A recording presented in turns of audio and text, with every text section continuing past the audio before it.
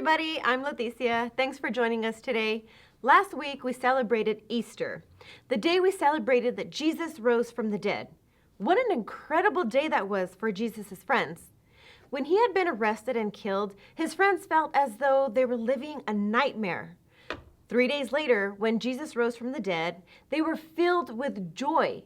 Everything Jesus had talked about was coming true.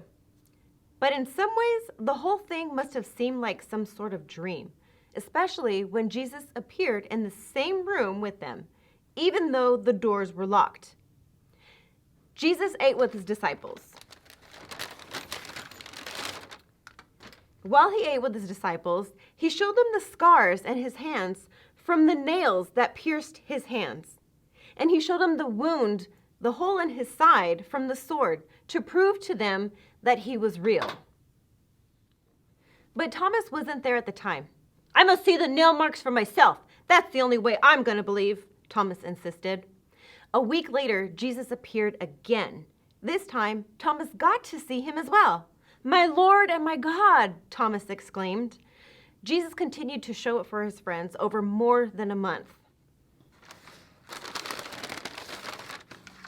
He walked along the road with two of them, and later he told Peter where to catch fish.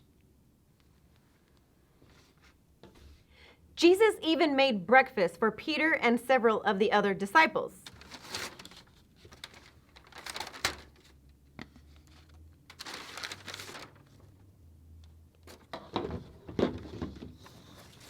He reminded his friends that everything he had done on earth was part of God's plan to rescue his people.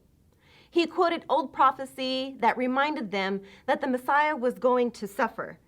He also would be raised from the dead on the third day. But Jesus also made it clear that the story was just beginning. After 40 days, Peter and Thomas and others climbed the Mount of Olives, excited to see Jesus once more. They were probably imagining what Jesus had in store for the future. Was he going to get rid of the Romans and finally make himself an earthly king? After all, he could do anything, clearly, since he had come back from the dead. But they also been remembering what Jesus had told them before in Galilee. Let's read from the book of Matthew. In chapter 28, verse 19 reads, "So you must go and make disciples of all nations, baptizing them in the name of the Father, of the Son, and of the Holy Spirit. Teach them to obey everything I have commanded you. And you can be sure that I am with you always to the very end." At least they had reached the top of the mountain where Jesus was waiting for them. The disciples gathered around Jesus. They couldn't wait any longer to discover what was going on. They asked Jesus if he was going to give the kingdom back to Israel.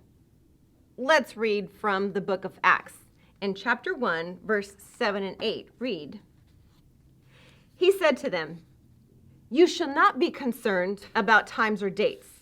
The Father has set them by his own authority. But you will receive power when the Holy Spirit comes on you. Then you will be my witnesses in Jerusalem. You will be my witnesses in all Judea and Samaria. And you will be my witnesses from one end of the earth to the other.'" The disciples didn't have long to consider what Jesus had said, because before their eyes, Jesus began rising from the ground up towards heaven. I know, it sounds crazy, right? But it's true. Jesus continued to ascend into the clouds, blocked their view, and Jesus was gone.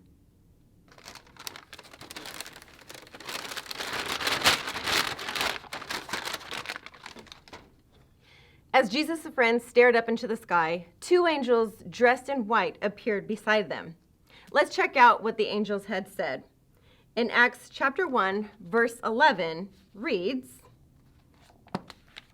"Men of Galilee," they said, "why do you stand here looking at the sky? Jesus had been taken away from you into heaven, but he will come back in the same way you've seen him go."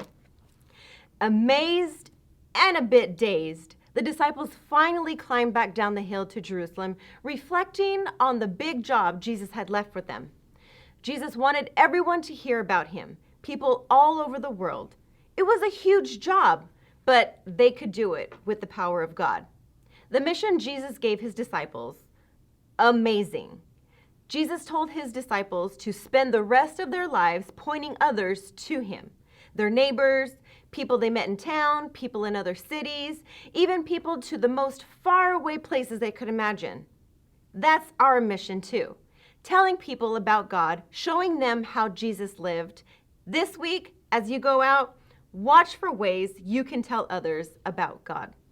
Have a great week. Thanks for joining us. Bye.